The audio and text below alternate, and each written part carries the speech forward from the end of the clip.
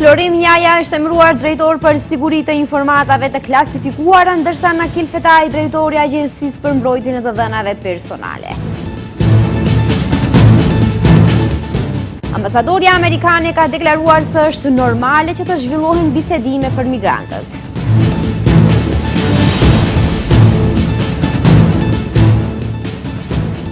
Inspektorati ka kryer inspektim të jashtëzakonshëm në klinikën e ginekologjisë në lidhje me mjekimin dhe trajtimin e foshnjës së vdekur.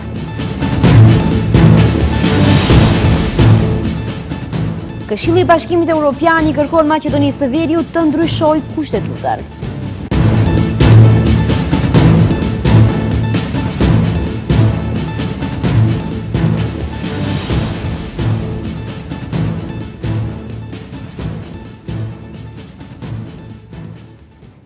Përshëndetje të nderuar shikues, mirë se takohemi në lajmet orës 15:55 në televizionin Shenja. Rikonstruimi i qeverisë po hyn në fazën e parë dhe përveç ndryshimeve ministrore, ky operacion përfshin edhe emërime të reja në eshallonin e 3 të qeverisë. Florim Jaja është emëruar drejtor te Drejtoria për Siguritë e Informatave të Klasifikuara, ndërsa Nakil Fetaj, drejtori i Agjencisë për Mbrojtjen e të Dhënave Personale. Rikonstruimi i qeverisë po hyn në fazën e parë dhe përveç ndryshimeve ministrore, ky operacion përfshin edhe emërime të reja në eshallonin e 3 të qeverisë. Zëvendës sekretari i qeverisë Hasim Murtezani ka bërë të ditur se Drejtoria për Siguritë e Informatave të Klasifikuara për herë të parë do të udhëhiqet nga një kuadër shqiptar. Florim Jaja është emëruar drejtor i ri, duke zëvendësuar Stojan Slaveskin. Murtezani e ka cilësuar këtë emërim si historik. Historike, Drejtoria për Siguritë e Informatave të Klasifikuara për herë të parë do të udhëhiqet nga kuadër shqiptar. Urime Florim Jaja. Ndryshime ka edhe në Agjencinë për Mbrojtjen e të Dhënave Personale. I meraliu nga Partia Demokratike Shqiptare është shkarkuar dhe në vend të tij qeveria ka vendosur që këtë post t'ia besojë Nakil Fetajit. E pas emërimit, Fetaj ka deklaruar se do ta ushtrojë funksionin me ndershmëri, profesionalizëm dhe transparencë në mbrojtje të privatësisë së qytetarëve.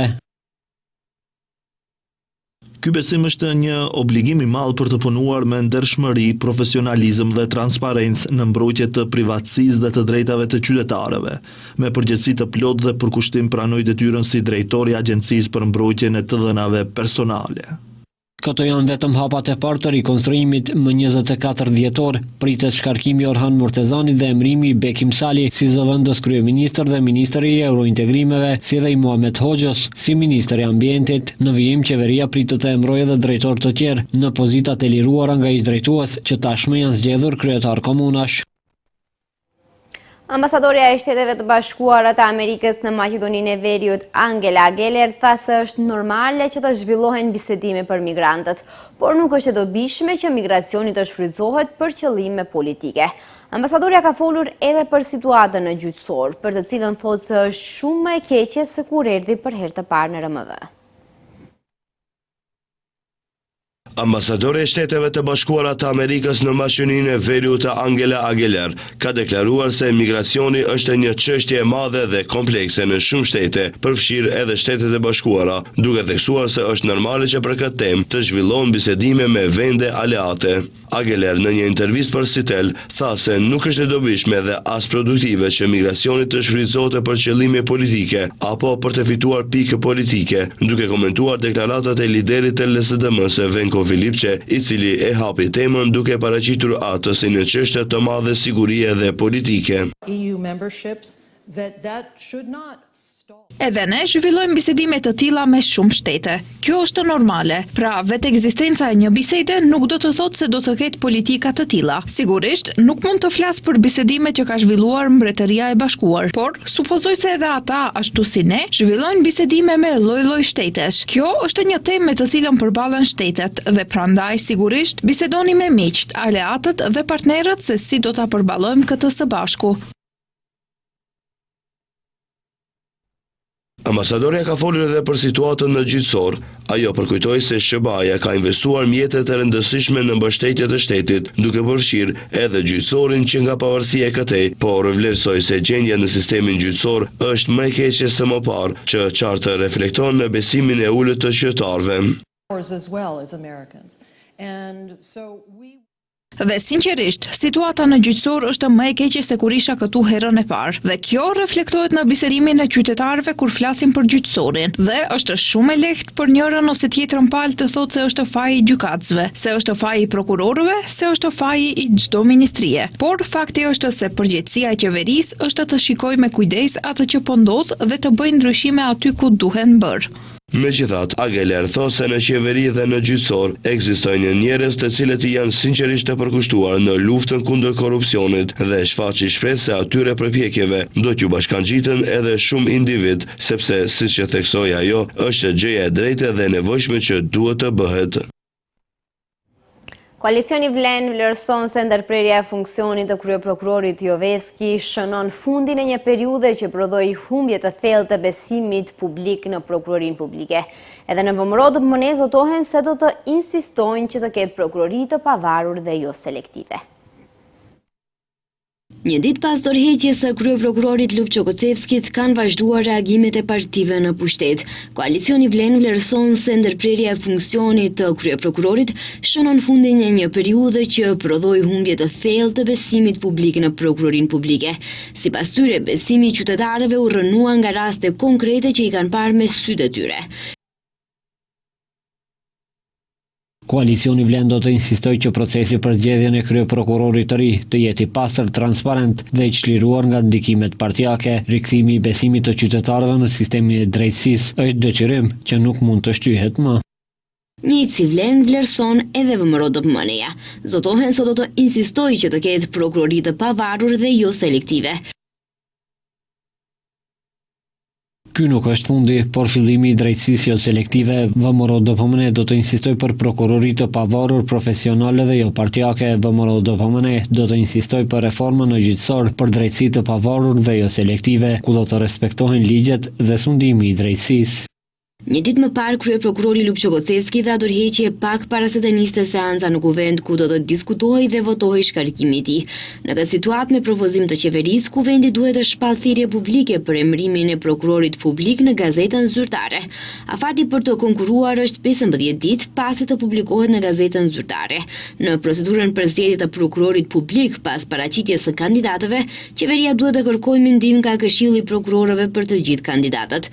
Këshilli është obliguar që mendimin për ta formoj brenda 15 ditësh. Për kandidatët që i plotësojnë kushtet dhe kanë marrë mendim pozitiv nga Këshilli, qeveria zgjedh një dhe e dorëzon si propozim në kuvend aty ku dhe votohet. Inspektorati Shtetëror Sanitar dhe Shëndetësor ka kryer inspektim të jashtëzakonshëm në klinikën e ginekologjisë në lidhje me mjekimin dhe trajtimin e foshnjës së vdekur të pacientes VI nga Harracina. Inspektorët kanë konstatuar se nuk ka lëshime në protokoll dhe kanë kërkuar formimin e komisionit profesionist për të hetuar nëse fëmia është mjekuar si duhet dhe nëse terapia e dhënë ka qenë adekuate. Inspektorati Shtetëror Sanitar dhe Shëndetësor ka kryer inspektim të jashtëzakonshëm në klinikën e ginekologjisë në lidhje me mjekimin dhe trajtimin e foshnjës së vdekur të pacientes VI nga Harracina. Sipas dokumentacionit mjekësor të siguruar nga inspektorati, shkaku i vdekjes ka qenë kolaps i një krahu të mushkërisë, vështirësi në frymarrje, akumulim i tepruar i lëngjeve në hapësirat intracelulare ose ekstracelulare të trurit, si dhe insuficiencë kardiorespiratore. Drejtori i Inspektoratit Shëndetësor Kirill Lazarov ka sqaruar për media se si është zhvilluar e gjithë procedura e trajtimit të pacientes dhe foshnjës së saj. Përkatësisht, Lehona është paraqitur për kontroll në klinikën e ginekologjisë më 27 shtator dhe si rast urgjent është hospitalizuar në repartin e shtatzanisë patologjike dhe me rrezik të lartë. Më 28 shtator është vendosur indikacion për lindje me prerje cezariane, e cila është kryer në orët e mbrëmjes me fillim në orën 20:10 dhe përfundim të ndërhyrjes në 21. Ka lindur një foshnjë mashkull gjallë, prematur, 36 javë dhe 4 orë pas lindjes, më 29 shtator, është transferuar në repartin e kujdesit dhe terapisë intenzive për shkak të distresit respirator të shkallës mesatare. Është realizuar radiografi native e mushkërive në klinik me gjetje të pneumotoraksit parcial në anën e majt, pas së cilës menjëherë foshnjës i është dhënë sedativ, është intubuar, si dhe është vendosur në ventilim mekanik, është aplikuar terapia antibiotike 3 fishe për shkak të sepsës kongenitale. Ai më tek ka shtuar se më 1 tetor gjendja e foshnjës është përkeqësuar ndaj është thirrur kardiolog për fëmijë dhe kirurg për fëmijë, i cili vendosi tub kirurgjikal për shkak të gjetjes së pneumotoraksit masiv në anën e djathtë. Nga ana e pediatrit kujdestar në njësitin e kujdesit intenziv neonatal, mjek subspecialist i neuropediatris u krye një ekzaminim ultrazëror i trurit me gjeqje të edmës cerebrale për shkak të gjendjes së rënd, u ndërmor reanimacion kardiopulmonar, u administrua adrenalin në 3 raste, por pa sukses dhe vdekja ndodhi në orën 19:01 shtator. Është krijuar kërkesë për autopsi pranë Institutit të Patologjisë të Fakultetit të Mjekësisë në Shkup, por deri më ditën e inspektimit nuk ishte përgatitur raporti. Lehona është larguar nga klinika më 1 tetor me kërkesë të saj kundër këshillës së mjekut. Lazarov tha se nuk janë konstatuar lëshime në pjesën e protokollit në trajtimin e foshnjës, megjithatë kërkuan formimin e komisionit profesionist për të hetuar nëse fëmia është mjekuar si duhet dhe nëse terapia e dhënë ka qenë adekuate, ndërkaq raporti i Institutit për Patologji do të jetë gati të premten. Sot në Bruksel janë mbledhur liderët e Bashkimit Evropian dhe krerët e vendeve të Ballkanit Perëndimor, ku pritet të diskutohet për paketën e zgjerimit 2025 e planit për rritjen për Ballkanin Perëndimor prej 6 milion eurosh. Samiti shërben edhe për mbështetjen e vendeve të tjera të rajonit me vëmendje të veçantë bllokada e Maqedonisë së Veriut për shkak të mosmarrëveshjes me Bullgarinë. Samiti vjetor BE Ballkani Perëndimor ka mbledhur sot në Bruksel liderët e Bashkimit Evropian dhe krerët e vendeve të Ballkanit Perëndimor, ndërsa konsiderohet si kyç për procesin e zgjerimit. Diskutimet pritet të fokusohen në pakun e zgjerimit 2025 dhe planin e rritjes për Ballkanin Perëndimor prej 6 miliard eurosh, që synon afrimin ekonomik dhe përshpejtimin e reformave. Samiti shërben edhe për mbështetjen e vendeve të tjera të rajonit me vëmendje të veçantë bllokata e Maqedonisë së Veriut për shkak të mosmarrëveshjes me Bullgarinë, ndërkaq Danimarka ka publikuar sot propozim konkluzionet e Këshillit të BE-s për zgjerimin, të cilat pasi nuk u miratuan në mbledhjen e djeshme të Këshillit për çështje të përgjithshme për shkak të kundërshtimit të Hungarisë ndaj pjesës që lidhet me Ukrainën, Danimarka në cilësinë e saj si presidente aktuale e Bashkimit Evropian i publikoi si konkluzionet e presidencës daneze për zgjerimin. Sipas dokumentit, Këshilli i BE-s përshëndet mbajtjen e integrimit në Bashkimin Evropian si një qëllim strategjik të Maqedonisë së Veriut, por i bën thirrje vendit të intensifikojë përpjekjet për avancimin e reformave të lidhura me antarësimin në BE. Po ashtu theksohet se vendi ende nuk ka zbatuar ndryshimet kushtetuese për të cilat ishte angazhuar dhe konfirmohet gatishmëria e Këshillit për thirrjen e konferencës së dytë ndërqeveritare pa vonesa të mëtejshme ose vendime shtesë politike sapo të kryhet ndryshimi i kushtetutës dhe për hapjen e klasterit të parë të negociatave sa më shpejt të jetë e mundur në përputhje me kornizën e negociatave. Nevojiten veprime të shpejta dhe vendimtare me qëllim që vendi të përmbush kriteret e klasterit të parë, vlerat themelore, si dhe të intensifikojë përpjekjet për zbatimin e reformave, para se gjithashtu në fushën e shtetit të së drejtës, mbrojtjes së pavarësisë dhe integritetit të gjyqësorit dhe forcimit të luftës kundër korrupsionit dhe krimit të organizuar. Këshilli po ashtu i ka bërë thirrje vendit që të miratoj kod të ri penal në pajtueshmëri me legjislacionin e BE-s dhe raportet ndërkombëtare. Komisioni Shtetëror Zgjedhor përmes shortit ka caktuar numrat që kandidatët do të kenë në fletvotim për zgjedhjet lokale të përsëritura në komunat ku zgjedhjet lokale të tetorit dështuan për shkak të censusit. Kësajsojnë Gostivar, kandidati i koalicionit të shumicës parlamentare Vlen, Nevzat Bejta, do të mbajë numrin 1 në fletën e votimit. Ndërkaq Valbon Limani, kandidati mbështetur nga Aleanca Kombëtare për Integrim, respektivisht Bashkimi Demokratik për Integrim dhe Aleanca për Shqiptarët e Arben Taravarit, do të radhitet i treti në fletë votim.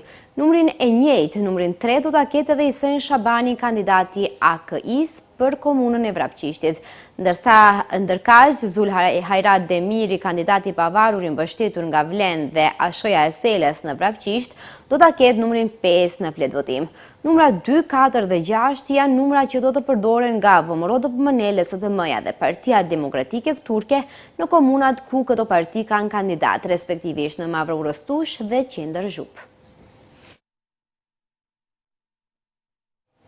Ministria e Punëve të Brendshme ka hapur nga sot një sportel të posaçëm për sistemin e qyteti i sigurt në Departamentin e Çështjeve Civile në Shkup në objektin e MPB-s.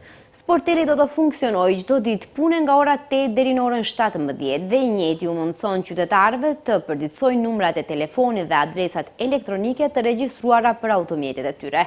Ky vendim vjen pas shqetësimeve për keqpërdorim të dhënave personale, pasi njoftimet për shkelje në trafik janë dërguar edhe te persona të gabuar. Sistemi qyteti sigurt është në fazë testimi nga dhjetori në Shkup, ndërsa gjoba do të fillojnë të zbatohen nga 1 shkurti 2026. Projekti synon uljen e aksidenteve në trafik dhe do të shtrihet edhe në Tetov dhe Kumanov. Ndërkaq nga MPB njoftojnë se përditësimi të dhënave mund të bëhet edhe në stacionet e kontrollit teknik ku ka referent të Ministrisë së Punëve të Brendshme. Shkupi po përballet përsëri me ndotje serioze të ajrit. Sot u rënditi pesti në botë për nga ndotja, ndërsa të martën i pesti në botë. Autoritetet shëndetësore u bëjnë thirrje qytetarëve, veçanërisht kategorive të cënueshme që ta kalojnë pjesën më të madhe të kohës brenda. Shkupi po përballet përsëri me ndotje serioze të ajrit. Sipas matjeve nga stacionet matëse vendase dhe rënditjes së aplikacionit zvicerian, indeksi i ndotjes në kryeqytet arriti në 102, gjë që e vendos ajrin në kategorinë të pashëndetshëm. Në listën botërore të qyteteve më të ndotura, Shkupi këtë mëngjes ishte në vendin e 26, ndërsa të martën Shkupi u rënditi pesti në botë. Ndërkaq në rajon, një situatë më e keqe u regjistrua vetëm në Sarajev, e cila u ngrit në vendin e parë në këtë listë më keqe. Ndërkaq, sipas statistikave nga qytetet në vend, ndotje edhe më e theksuar se Shkupi u mat në Strumic, ku indeksi i ndotjes arriti deri në 226. Sipas matjeve të mëngjesit, 35.9 mikrogram grimca PM2.5 për metër kub u regjistrua në ajrin e Shkupit, si dhe 2.9 mikrogram monoksid karboni. Përqendrimet më të larta të grimcave ndotëse në kryeqytet u regjistruan në qendër dhe çajër. Për këtë shkak, autoritetet shëndetësore u bëjnë thirrje qytetarëve, veçanërisht kategorive të cënueshme, fëmijëve, të moshuarve, të sëmurëve kronik dhe grave shtatzëna, që ta kalojnë pjesën më të madhe të ditës brenda, mundësisht me pastrues ajri, dhe të shmangin qëndrimet e zgjatura jashtë. Në Maqedoninë e Veriut qarkullojnë 3690 autobus, por vetëm 15 prej tyre janë ekologjik. Të dhënat e Eurostatit tregojnë se në RMV ka 2 autobus për 1000 banor, shifër kjo që është më e lartë se mesatarja e Bashkimit Evropian.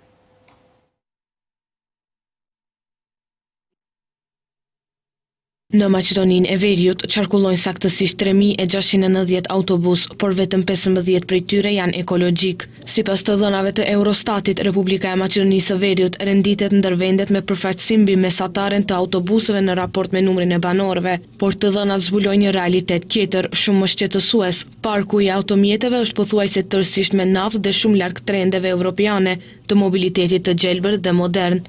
Në vitin 2024 në vend ishin të regjistruar 3690 autobus, që përkthehet në rreth 2 autobus për 1000 banor, më shumë se mesatarja e Bashkimit Evropian, e cila është 1.6 autobus për 1000 banor. Megjithatë, ndonse shifrat janë të larta, struktura e autobuseve paraqet problem.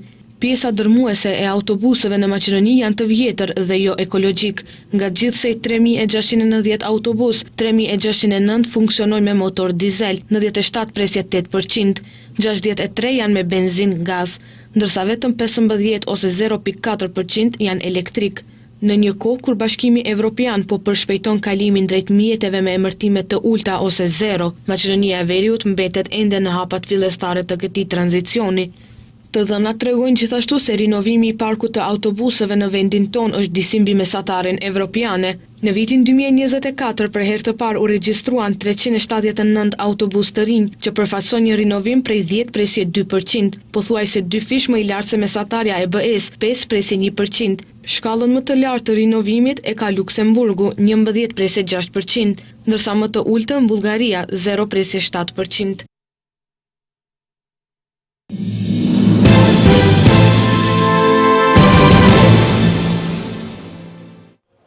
Qeveria në detyrë e Kosovës ka mirëpritur vendimin e Bashkimit Evropian për heqjen edhe të 50% të masave ndëshkuese.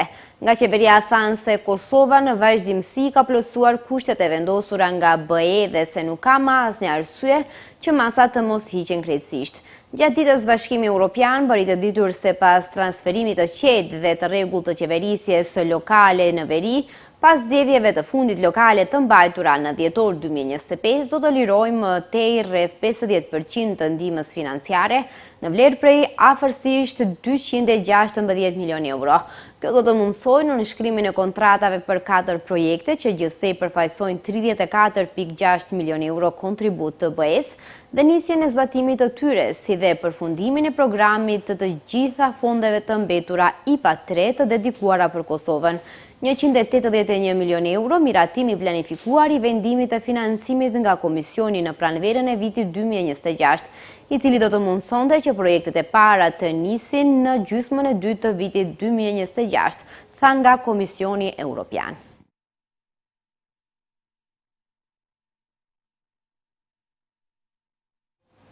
Tri ditë pas sulmit të keqprurës në plazhin Bondi, Sydneyt, autoritetet australiane kanë ngritur akt akuzë ndaj një të dyshuar 24 vjeçar për 59 vepra penale, përfshirë 15 akuza për vrasje. Navid Akram dhe babai i tij, Said Akram, akuzohen se hapën zjarr ndaj turmës së njerëzve që po festonin festën hebraike të Hanukës në plazh të dielën, duke vrarë 15 njerëz dhe duke plagosur 10 të tjerë. Babai 50 vjeçar u vra nga policia në vendngjarje, ndërsa djali i tij u arrestua dhe u dërgua në spital në rrezik për jetën pasi u plagos rënd.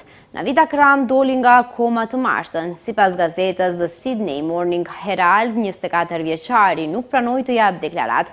Autoritetet thanë se 20 njerëz të plagosur janë ende duke u trajtuar në spital. 5 prej tyre janë në gjendje kritike. Sipas autoriteteve të imigracionit në Manila, babai ishte me origjinë nga India dhe kishte leje të qëndrimit të përhershëm në Australi, ndërsa djali ishte lindur në Australi.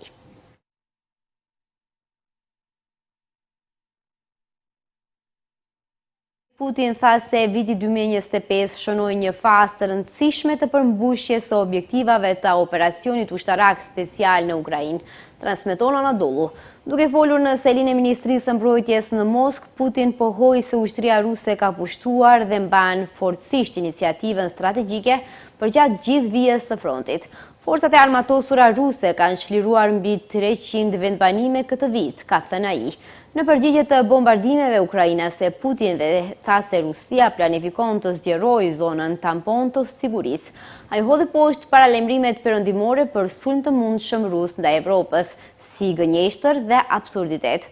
Politikanët në Europë po ngrenë histeri dhe po shkaktojnë frikë njerëzve për një përplasje të pashmangshme me Rusinë, tha Putin duke shtuar se forcat bërthamore strategjike të Rusisë shërbejnë për qëllimin e pengimit të një agresori dhe ruajtjen e ekuilibrit global të fuqisë.